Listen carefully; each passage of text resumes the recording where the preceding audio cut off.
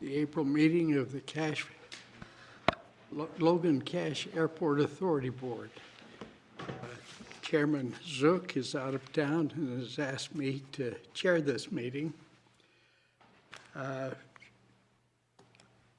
was going to welcome Keegan Garrity, but he's not here either. We failed to do that last month. Just so you know, a quorum is 4, and we do have 4 of us, so. Keegan is a newly elected councilman in the county, and it's the appointee from the county. The minutes have not been fully distributed, so we will forego that today. And Bob, tell us what's been going on. Good morning. So we're right in the middle of hangar inspections. We just started on April 1st. We sent out invitations. We're trying to get them done between now and the 14th of April. We know we're going to have some that, due to scheduling and other things, will go past that. But by the end of April, we're hoping to have everyone's hangar inspected. We're trying to get the majority of them done early in the month. So we're going around with the fire marshal. He's inspecting fire extinguishers and access to the electrical panel, if the electrical panel's set up correctly. Of course, we're looking for compliance with lease agreements. So then a report on our tower repair.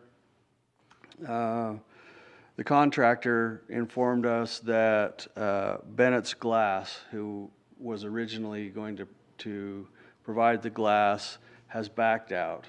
They don't want to provide the glass now because of the way it was going to be installed. Kind of, it leans out a little bit. So we didn't know that until after they'd started. We checked last time. The board asked, make sure this is the bid, and we did. Right, the glass was particularly what we were concerned about because Yeah. the glass in the 2 other bids were much, much higher. That's correct. There was kind of the one. Yep.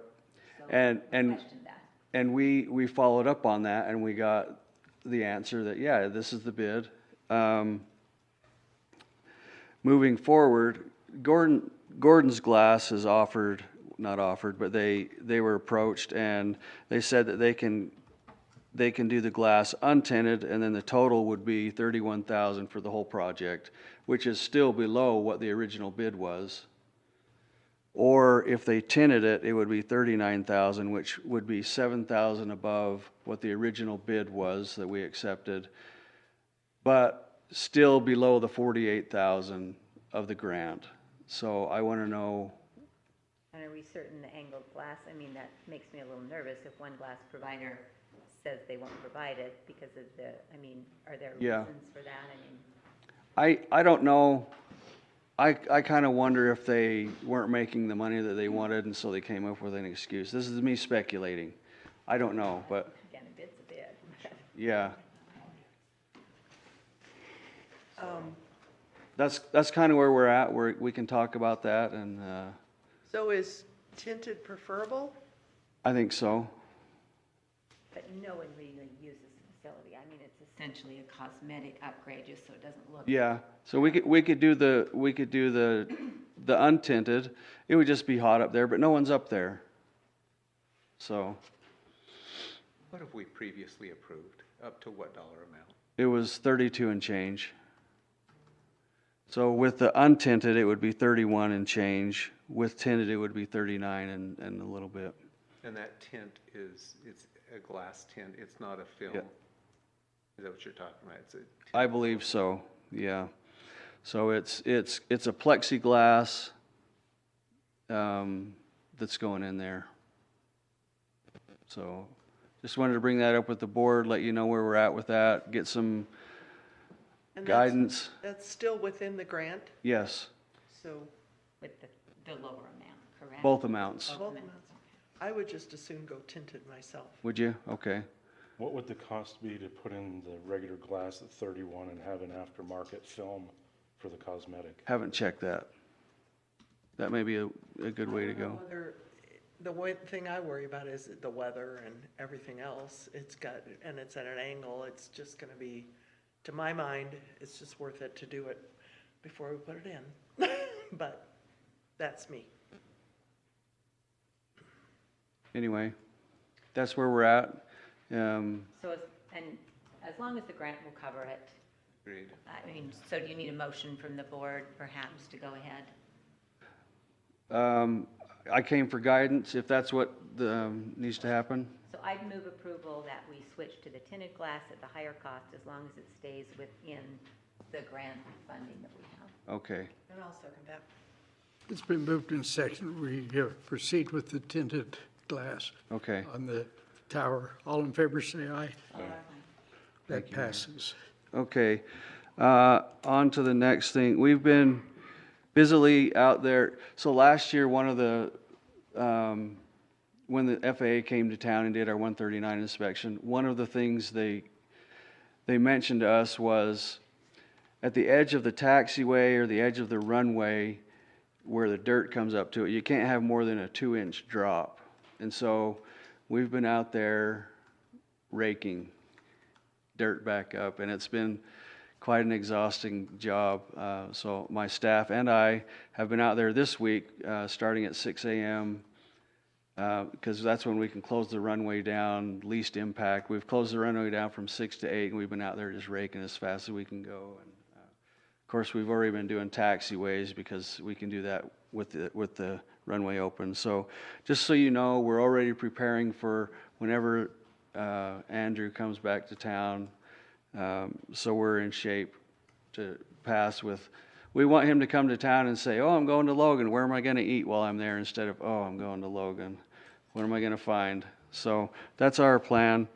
Along with that, we've been looking at different softwares to purchase for the management of airports. So when we went to the UAOA conference down in St. George here a couple weeks ago, there was a couple of young kids that gave a presentation on software. We hadn't thought of this before, but they gave a presentation on software that helps you manage the airport, tenant management. If you've got a light bulb out, where was it and who's taking care of it? Just it covers everything. And so we had them come to our office and give us a presentation. It turns out they are great at general aviation, but their 139 system isn't quite there. They're working on it, and we don't really want to be the guinea pig for that. We want a system that, okay, we can start using it. So last week we had a Google presentation from another vendor who's the same price. And theirs is, every time I asked, "Can you do this?" the answer was, "Yep, let me show you how to do that." "Well, can it do this?" "Yep, let me show you how that works." It was a wonderful presentation. We have the third presentation from the third vendor today. So we're looking towards that to where when the FAA comes to town, they can say, "Hey, show me this." I don't have to go hunting and pecking through the computer system. Where did I put that? And where are we keeping track of this? It's all here, and it's web-based, it's cloud-based, so the information, I can be out on the field, and I can have my inspection document up on my phone, and I can make some notes in there, and then it just populates throughout the whole system. So anywhere you go for a report, it's already there, what time it was found, who found it, what the plan is. So this is something we really think is going to help us be organized and be ready, look really good when the FAA comes to town because we're organized. We have the answer and we have a plan, which was one of his complaints last year was you need to get organized. So that's what we're trying to do. Bob, about what does that run? It's about $6,000 a year. So, okay, 500 a month. It's a SaaS. It's Yeah. just a monthly. Mm-hmm. And we did have a question where we're trying to comply with the FAA, and it's a 139. We didn't know if this was something that could be passed on to USU or not. Maybe that's a discussion for later that you could address, but that's why we're doing it is for 139 compliance. And then the last item I have is gate access. Also down at the conference, we ran into a vendor, Buchanan Systems, about getting in and out of the gate.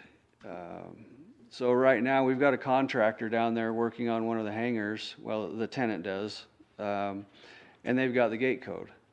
And when they're done, they'll have the gate code, which has happened for years now. Half the valley knows the gate code, which they need to get in and out of there to do their work. But this system that we're looking at, there's a lot of different ways you could get in. We could put we could give gate codes that expire. Let's say, John, your company's coming in, let's say you're a contractor, you're coming in, you're gonna be there for 3 days. We could give you a specific code that lasts for 3 days, and then it turns off. And then that code is just gone. There's no need to use that code again. Or we could reassign it to the next contractor that comes in. Also with this system, John, you're coming to your hangar and you're 50 feet away, you could tell, hey Siri, call the gate. And it would call the gate and it would say, John Kerr's coming. And by the time you got to the gate's starting to open. Then it closes behind you. And I can look into as a manager, I can look in and say, yep, that's John Kerr that came in. So there's more of an ability to limit who's coming in and out and know who came in and out. And for example, just an example, let's say we're having trouble with somebody who's not following the rules and we need to have a talk with them or retrain them.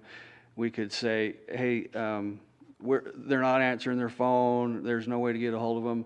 Well, let's shut off their gate access. They'll contact us and we'll say, hey, we've been meaning to talk to you, we need to get a hold of you. There's just more options here to control what's going on at the airport with this gate system. I did get a quote, and I know I need to get 3 quotes, but he's at about $1,500 per gate. We have 3 gates. So. And that's a one-time, or is there then an ongoing software cost to run that? That is a one-time installation. The software, I wasn't smart enough at the time to ask that, but I think it's the direction for the future, whether or not this is the vendor or not, this is something we're looking at of just kind of closing down, not so everybody in the valley doesn't have access. We had last summer, and I mentioned to you at the time, someone had a hangar full of items they were selling on Facebook. They were giving out the code, and so all those people still have the gate code, and we're trying to fix that. So someone's hangar doesn't get it broken into or any other. So would this allow you to know if people came in the middle of the night? Yes.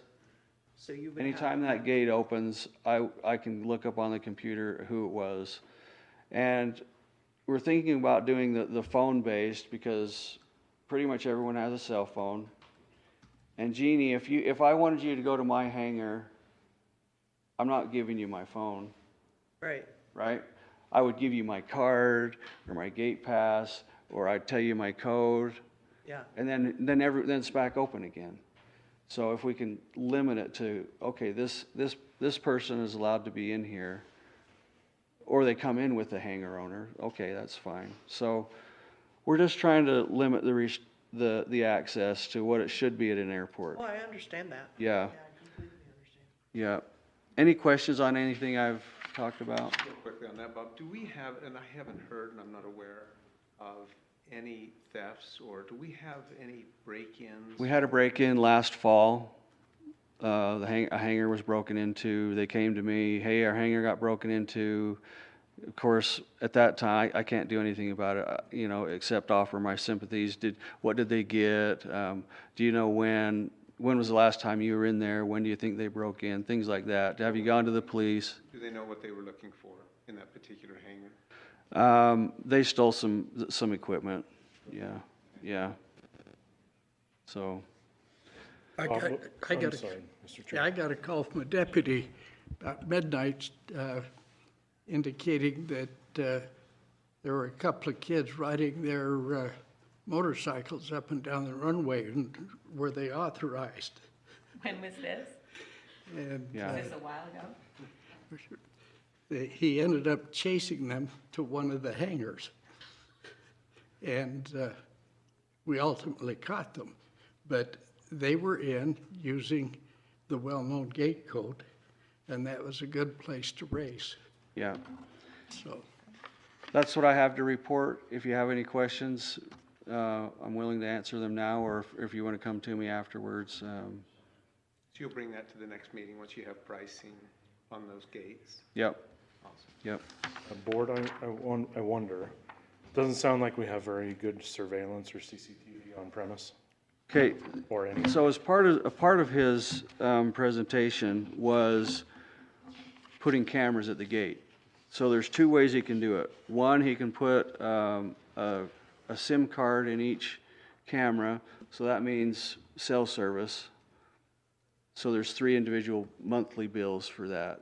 Or if there's line of sight, so we've got our Wi-Fi system there, and it's on our the rotating beacon tower. That's where our Wi-Fi antenna is, and so from there to my office, there's a direct line of sight. So we could, if we could get permission from our IT, tap into that for each gate, and then there wouldn't be an additional monthly cost. So there would just be the cost of the cameras and those sorts of things. Board, I think it'd behoove us to assess that kind of opportunity and merge it together with the controlled access system that Bob's just talked about. Yeah, Many companies will offer both, and this company did offer both. pricing advantage to doing both oftentimes. There could be someone on the state contract too that may offer that. Yeah. Do we have kind of a budget, I mean, it's something we absolutely need to address. Do we have kind of a budget line item to address some of these issues, or There's a line item that, maybe next month when you come back with where, in the budget you get those okay. funds? I do have a line item for equipment. It's kind of a general equipment maintenance. It's more of a maintenance item, but we could pull there. But where we've got our antique roadshow equipment out back, I'd kind of like to save that money just in case of a breakdown. I mean, that's just my question. Yeah. Let us know where in the budget you. But also, it's a really good idea if you haven't had the opportunity to try to see whether the state, through state purchasing, you couldn't get some of this at a significant, sometimes they do it at a significant discount. Okay, I'll look into that. I'm sure the county purchasing officer could help you with that. Thank you. Yeah. Bob, just one last thing. Have you heard from the users at all? Have you floated anything like that, changing the access, and had any feedback, so unintended consequences that we might not be considering? Have you talked to many? I haven't. That's a good suggestion. It'd be good just to get the input to make sure we're not. Yeah, we don't want to stop anybody from getting in and getting to. We just want to change the way that it's happening. So that's a good Well, it observation. might be a good opportunity as you're doing hangar inspections to Yeah. sort of add that to the conversation. Okay. Or part of our open house a week from Saturday Yeah. on the master plan. And you don't vision it that would be one hangar, one access, because many of the hangars require access by multiple people. Yeah, each person would have their own access. Yeah. Okay. Tell us about the additional hardware that's been installed this month. Weather camera. Oh, yeah, thanks. UDOT Aeronautics Department came, there's been money put out there that they wanted to put different weather cameras across the state to enhance pilots' ability to plan for their flights. And Logan was chosen as one of those spots to put a camera. The camera's up on the manager's building there on the stand. And so now pilots can log on, they can read what the weather is, or they can look at the camera and go, that doesn't look too good, or, oh, that looks bright and sunny. So it's enhanced safety, advanced ability to plan for pilots. And all that's being managed by UDOT? Yeah, yep. It's like a traffic camera. You can look up now on the traffic cameras and see, oh, where's that wreck? Is it affecting my route? It's the same type of thing, yeah. Thanks, John. and the additional per tower box. Yeah, we have Vertower.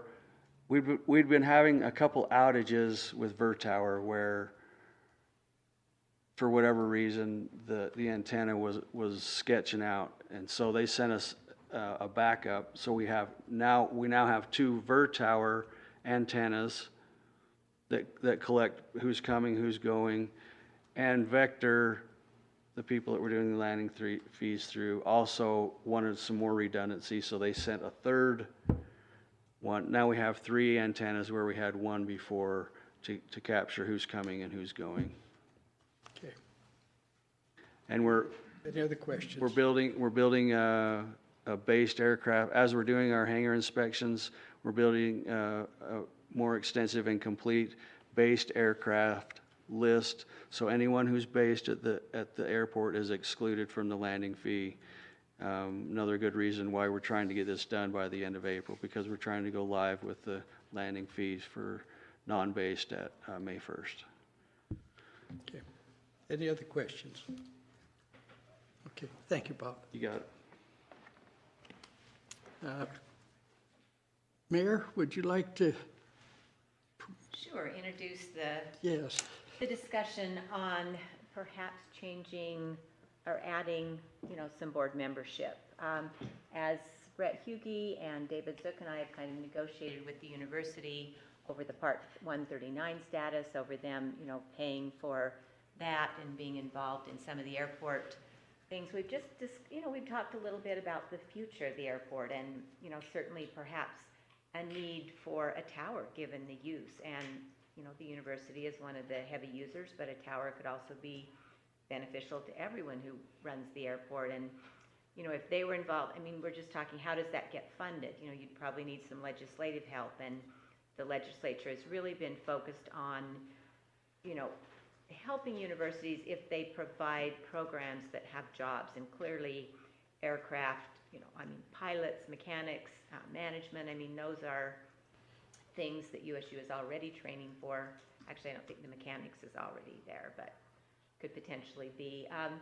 So we just think it might be really helpful and to have the university with a board position. And again, this is just a discussion item, and we do have a small group today. We thought we'd put it on the agenda for next month for perhaps a public hearing, and then if the board's ready for a vote on that. But again, we just think they could, they've stepped up and they've become a good partner. They've agreed to help provide some of the staffing that we really think is needed for the Part 139. And again, there are some benefits to other users, but, we want them to pay for what they use. So it's just, again, we've already, by bringing our ex officio economic development people onto the board, they've already been doing some things that are really helpful for us. And, trying to, they're a little more of the staff end that's helping the board, but also just having that university connection, to the flight school, to university admin, for the funding to come through. It just seems like it might be, a really good option to add one, two. You add one from admin for the financial aspect, one from the flight school, because again, they're just a real heavy user of the airport, and we want that coordinated. So this is just sort of to begin a discussion, and I know we had one email from an airport user, and we appreciate that feedback. So again, other comments, suggestions from the board? It's just something we'd like to consider and discuss. Well summarized. And just to be clear, it was not requested by the university. No, they're not mandating And that it at all. It almost felt like it was a pay-to-play type arrangement. Yeah. And just to be very transparent, it was not. Right. That was in the conversations when they're doing almost nearly 70,000 missions a year. They're a heavy, heavy user of the airport. And to give them visibility into their utilization and what's going on, we just thought it may make some sense. So it was not requested from them. And again, for the three of us that we're negotiating, again, it's not a quorum, so we can have three members, just setting up, all these meetings with university admin and folks, we thought, does it make more sense to have them here as part of the public process? So, we're having a public discussion that involves and includes them, and, you know, we still have 3 representatives from the city, 3 from the county, and our at-large members. So, you know, adding 1 or even 2 seats to the university certainly isn't going to give them control or an outsized, you know, vote. So, again, that's a proposal that we're putting on the table. And appreciate the input, as you said. We got that email. We appreciate that input and would like other thoughts. It's good. Are there other comments at this time? We'll put it on the agenda for next month. Yeah, let's have a public hearing. I think that would be appropriate to have comments. And again, if the board feels we could schedule it as, you know, could be a vote, or we could. Well, I would suggest that you come with 2 alternatives if you decide 1 person or 2 people. In initial thought about it, I thought only 1. But I would, because I don't think that it's a big change for the airport, and perhaps we should have a public hearing with no vote, and then Wait an additional Yes. month, that's totally fine, yeah. because I don't think it's a hurry up thing by No. any No, it's chance, not. by No. any stretch.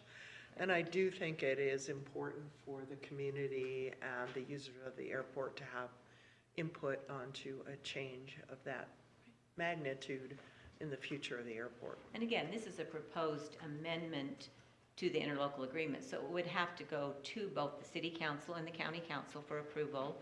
And again, we've gone back and forth. We could word it so it could be 1 to 2 members, so, and we could start with 1. Again, it would give us flexibility without having to go back to, you know, both of the county and city councils to change that. Again, it's going to have to be approved by the airport board. So those are just some options, but again, the board is specified by the operating agreement. So we The would have to, interlocal agreement, yeah. the interlocal agreement, so we'd need to make a change there. But again, I just think, you know, for the future of the airport and where we want to go, you know, would it be good to have that voice here, and can they be helpful to what we need to do? And, yeah. So just a couple of questions. I know I'd asked it before, but would this require of them some fiduciary responsibility? And these are more rhetorical for today, and just to kind of put out there for the thought of a more comprehensive public meeting. And like you'd noted, Mayor, the other board members that aren't here tonight, but this morning, excuse me, already been a long day. Would those be ex officio versus voting? A number of municipalities along the runway feel like they have they feel fairly strongly about the position of the airport and what it might mean to their municipalities, and a couple of those have at least broached the subject with the county over the couple of years. Nothing's seemingly become of that, but those folks feel as though that may drive either an economic opportunity for them or a hindrance. So I think it's perhaps a good time to maybe look at the whole board composition, perhaps, although that seems really comprehensive relative to what it is you're asking, because I think it's undeniable how important USU is to our airport, and particularly its viability long-term. So I think it's great to include them. I think it just begs the question on, you know, like John or Ryan, do they represent particular constituencies, or are they just generally at large? And you know, to those cities that feel like if they've been saying something for a couple of years, and I know at least one that I've been present in a meeting with has offered a buy-in in order, now that's what they've said casually, whether or not they'd actually mean it, if a formula was given to them and what their buy-in would be, who knows? But if they were to feel like, gosh, USU brings it up, and you know, where'd this come from? Again, that might be a blind spot for them to not know how long this conversation has been going on, but if they feel like they've been having a conversation with the county even casually a little bit longer, what that might mean to other potential stakeholders as we think about zoning and what other municipalities could problematically do along their jurisdictional boundary with the airport, and what that might hinder or help the airport's long-term goals accomplish. Just some additional PR/political things that come to my mind as I think about the topic. Well, the interesting comment that Sean just made is that the reason the composition currently is the way it is because it is relative, evenly divided between the two funding agencies. Right. And then this group itself elects the at-large member. Correct. And so it is a valid concern to add membership that, you know, how do we, it would have to be that the county and the cities both said, we're gonna let another member be a part of the board, even though we're still the funding authority of the board.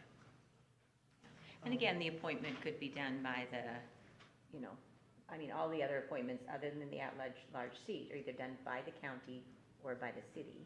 Right. And, you know, this new position could be appointed jointly by the county executive and the mayor. Just, you know, again, so they sort of control the appointment. Or it could be like the at-large seat and the whole board does, you know, then approves that. But if we define it as university, it wouldn't be at large anymore. True, yeah. So it wouldn't have that same, like, right now, theoretically, if we chose to, we could appoint someone from anywhere as the at-large person. Right, which we do with John, and we've, again, you know, tried to get someone with real aviation experience to fill Correct. that role, which, Correct. thank you. Yeah. It's been But critical. again, so therefore, again, Yeah, is it easier if the city and the county sort of agree on? yeah. Again, we're just exploring this right now and, you know, And sort of, a couple other options would be that the city and the county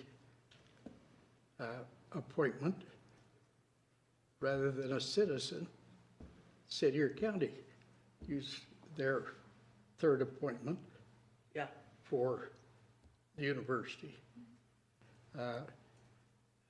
Other possibility that I thought about is we have an operations committee that meets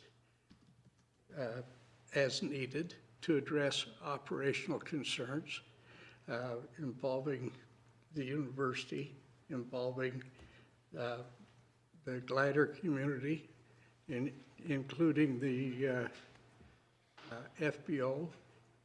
They meet and address concerns in terms of operations. The most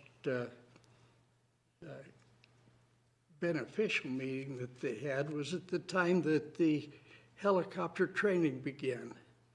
And the original decision was made that the pattern would be different for helicopters than for airplanes.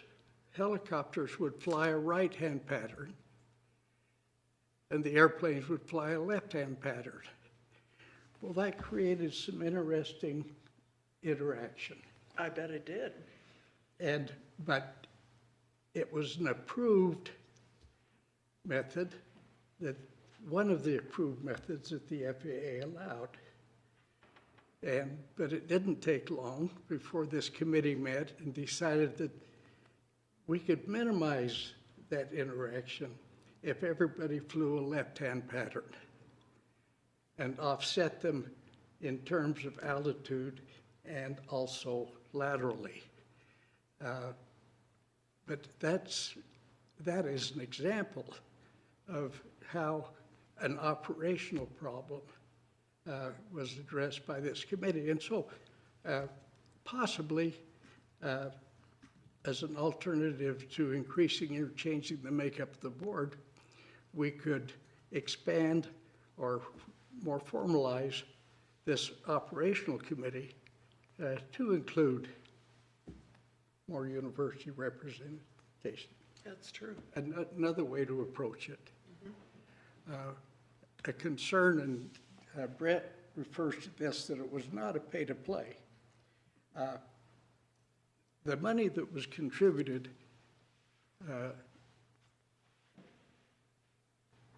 was not a donation.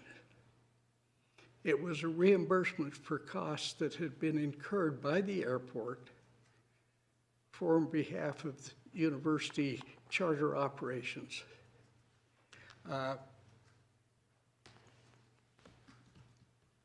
And so for other communities or whatever,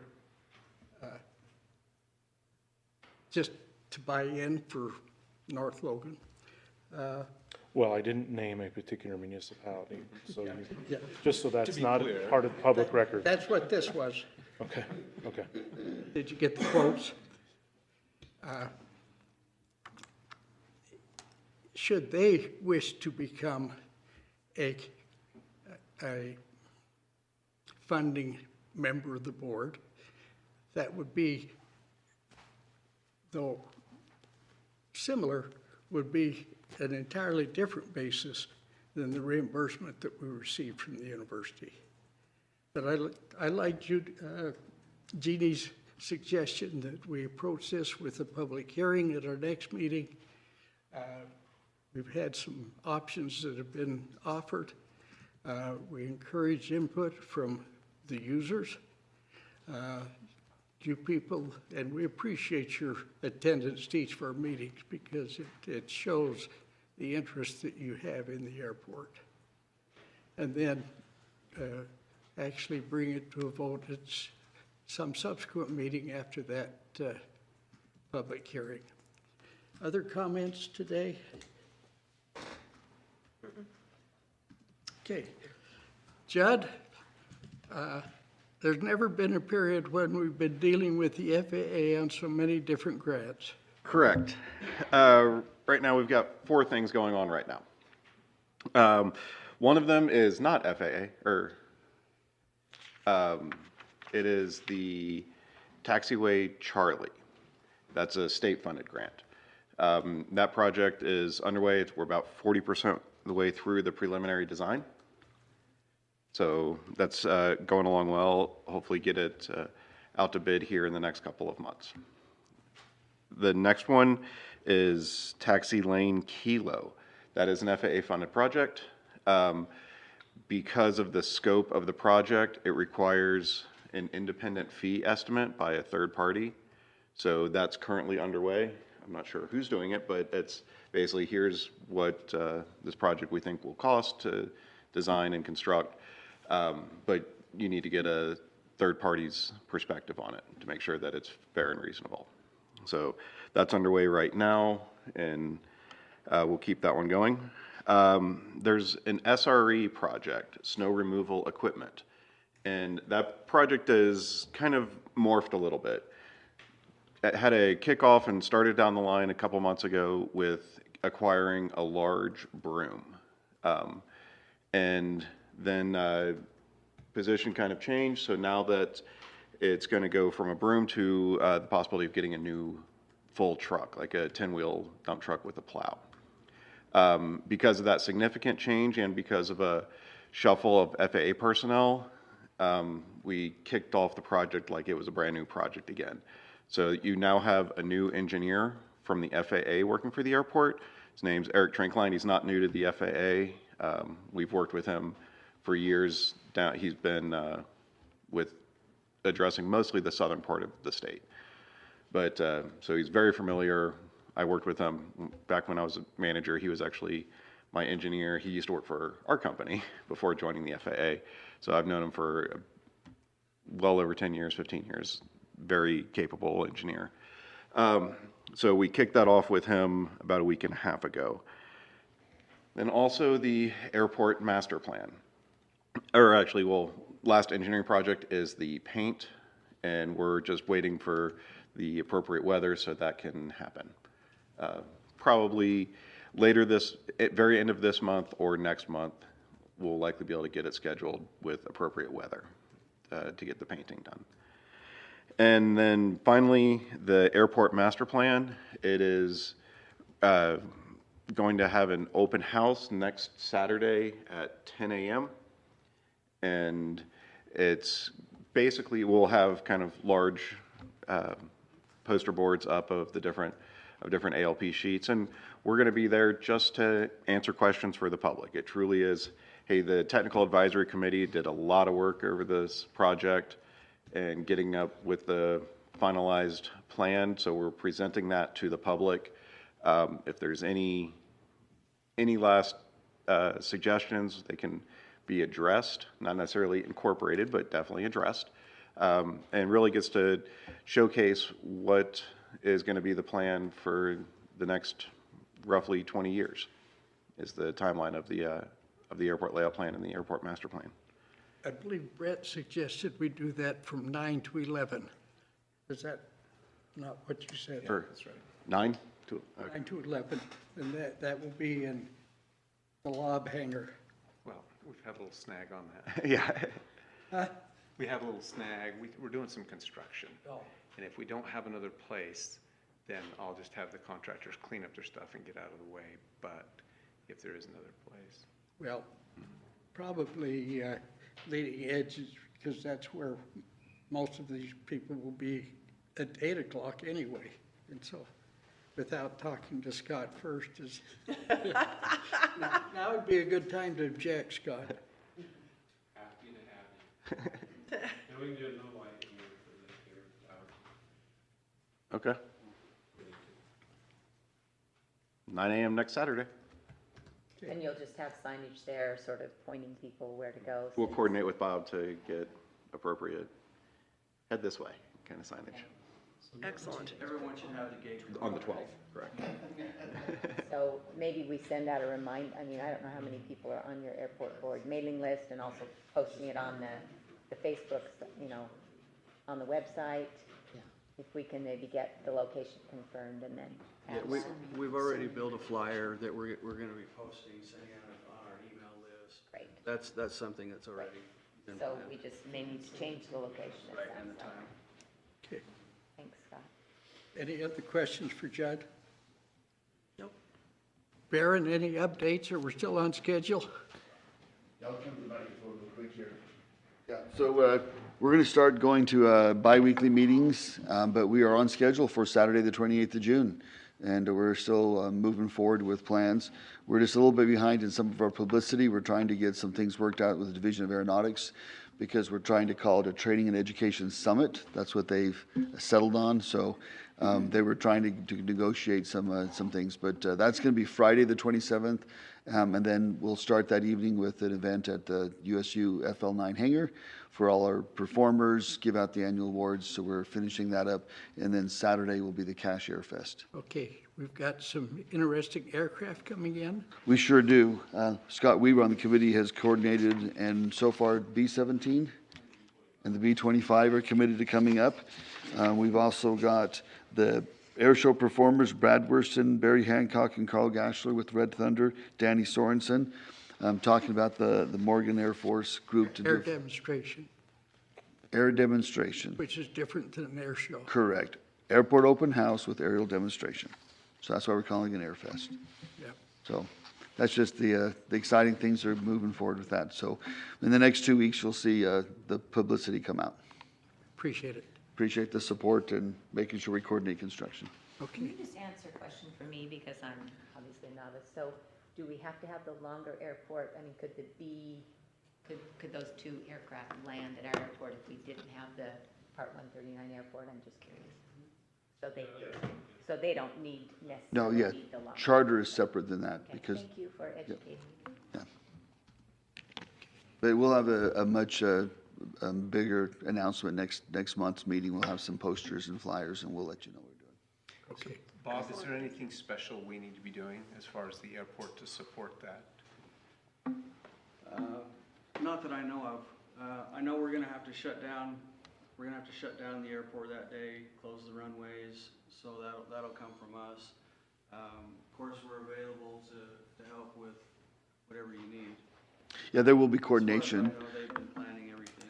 The biggest coordination is the NOTAM to close the 1735 during the performances.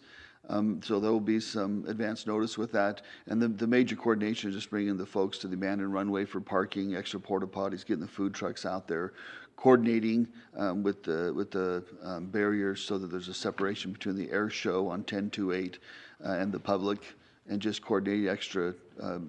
Hopefully, the owners and operators of the airport will get notifications. So he'll be sending out a notice to all of them so they'll know for that Saturday's operations. The ARF truck.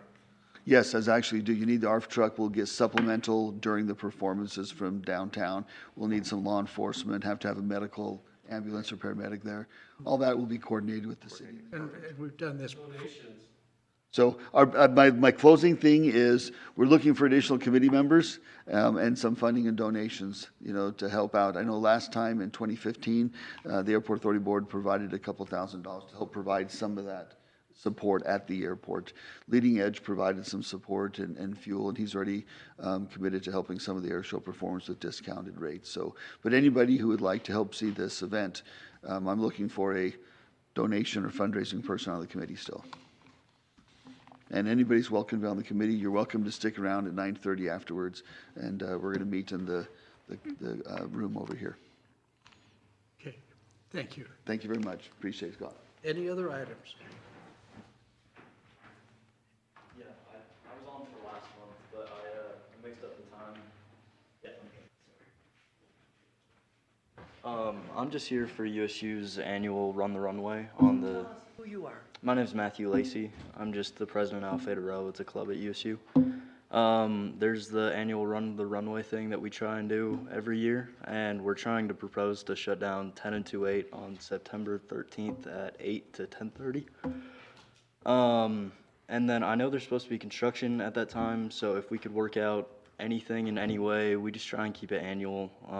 And I'm normally here with the club advisor, but he couldn't make it, same as last month, and that's why I missed. But if you guys have any really in-depth questions, I might not be able to help with that, but I was just hoping we could either close down Taxiway Delta 10 and 28 or just 10 and 28, or maybe find something in between. Coordinate with the manager. 13th, 8 to 10:30 preferably. And it shouldn't be that long, but we're just trying to be extra. Right. Yeah. But that's honestly all I have. Okay, yeah, coordinate with Bob. Yes, sir. And when you get things more nailed down, then we'll bring it back for an agenda item. We do, yeah, so it was supposed to be on the agenda. I was told to come here. Aaron Whittle told me that he talked. I emailed somebody, and then he got back to him. Just come back next month. Awesome possum. All right.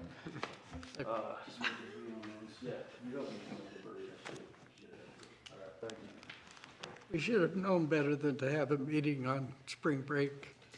Yeah, all right. So, if there's nothing else, we'll stand adjourned. Thank you.